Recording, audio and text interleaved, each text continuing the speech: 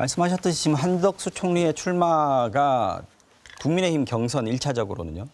1차적으로는 국민의힘 경선에 상당히 큰 변수로 작용을 하고 있는데 먼저 그 얘기를 단일화 뭐 어떻게 할 것인가 이 얘기를 하기 전에 한덕수 총리가 과연 출마하는 것이 옳은 일인가, 뭐 적절한 일인가 이 부분에 대해서 민주당이 상당히 강하게 비판을 하고 있습니다.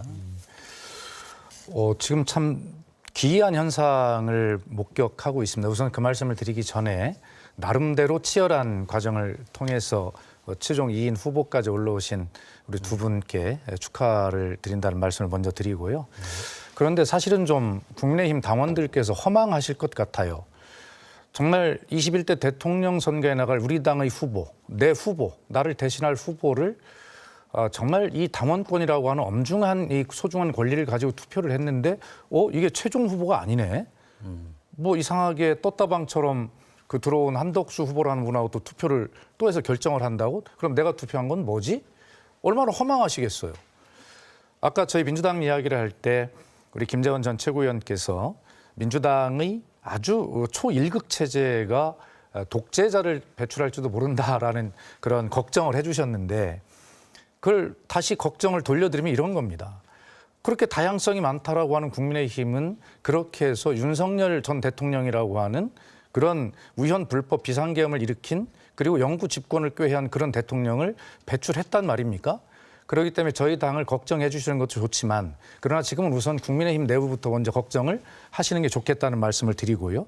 그런 걱정 중에 하나가 어떻게 대통령 후보를 선출하는데 그렇게 최종적으로 당원이 내 당의 후보를 선출하지 못하고 또 다른 과정을 남겨놓는가라는 것에 대해서 아마 두 분께서도 굉장히 좀 자괴감이 들지 않을까 하는 생각이 드는데 그렇지 않습니다. 아니 그러니까 그 부분은 뭐 잘 좀 처리를 하셨으면 좋겠고 네.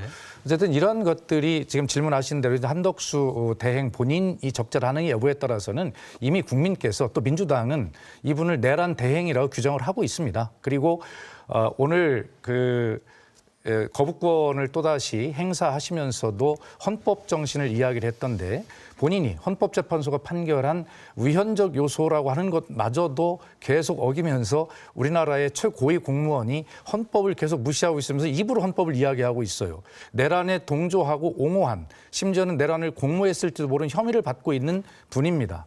그리고 지난 3년간의 윤석열 정부의 유일한 총리로서 윤석열 정권이 폭망하는 이런 경제 폭망과 그다음에 외교 참사, 모든 사회적 참사가 일어나는 이 모든 윤석열 정부의 이런 과에 대해서 책임을 져야 할 사람입니다. 그런데 이 사람이 대통령이 나온다고 합니다. 국민은 여기에 대해서 70%가 반대를 하고 있다는 여론조사들이 나오고 있어요.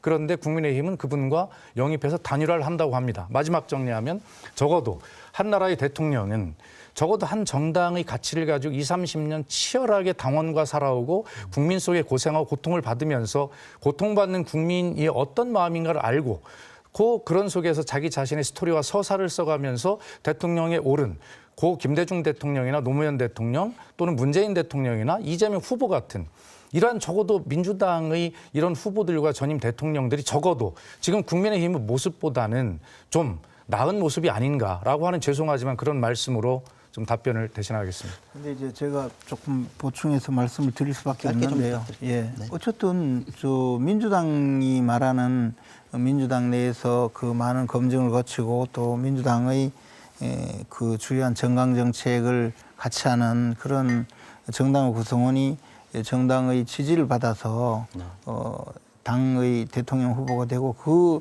정당을 함께 그 평가해서 판단해서 결정을 하는 것이 민주주의에 맞습니다. 정당 정치는 그렇게 해야 되죠. 저는 한덕수 국무총리의 그 대통령 만약에 대통령 출마를 그렇게 두둔하고 싶은 생각은 전혀 없습니다. 비판받을 소지가 충분히 있죠. 그런데 지금 상황에서 그런 판단을 하고 대통령에 출마하는 것은 어떻게 보면 정치적 자유죠. 우리 입장에서는 이것이 지금 뭐 말씀하시면서 우리가 그분을 영입해서 다시 경선하겠다고 말씀하셨는데 전혀 그렇지 않습니다. 우리나라의 당의 그 정강 정책을 그 지지하는 우리 당의 많은 당원들 그리고 또 국민들이 함께 참여해서 우리 당의 현재 김문수 후보 또 한동훈 후보를 두고 이제 결승을 벌일 텐데 그렇게 해서 뽑힌 대통령 후보는 당연히 우리 당의 대통령 후보입니다. 다만 경쟁력을 확보하기 위해서 무소속으로 출마하는 후보와 어떻게든 이 후보 단일화를 통해서 경쟁력을 갖추자는 것이지 그분이 우리 당의 만약에 대통령 후보로 될 가능성은 저는 없다고 봅니다. 그렇게 해서도 안 되죠. 그렇게 만약에 우리 당의 후보가 되려면 그러면 우리 당의 당원들이 선택할 수 있는 기회를 다시 줘야 됩니다. 그런데 그 절차는 끝났어요.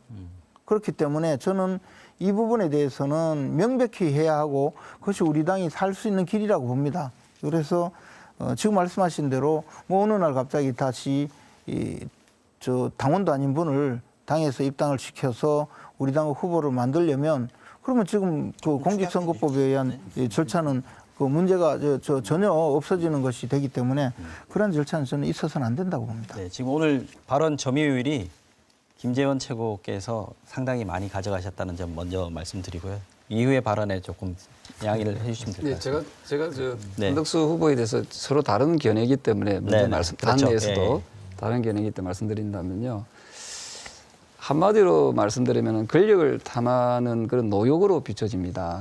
저 내란 수개 혐의로 좀 수사받고 있는 파면된 대통령이 임명한 총리지 않습니까? 네. 그러면은 본인의 어떤 역사적 책임과 잘못을 뼈저리게 느끼고 반성해야 될 시점에 대선에 나온다는 것 자체가 이건 또 다른 국민에 대한 모독 행위다고 보고 있고요. 네. 정치에 본인이 좀 본인이 헌신하고 싶으면은 우리 당에서 민주적으로 지금 절차를 통해서 후보를 좀 선출하는 과정이 있지 않습니까? 네. 그 선출된 그 후보에 선거대책위원회에 들어오셔서 거기에 일원이 되는 것이 그게 맞지요.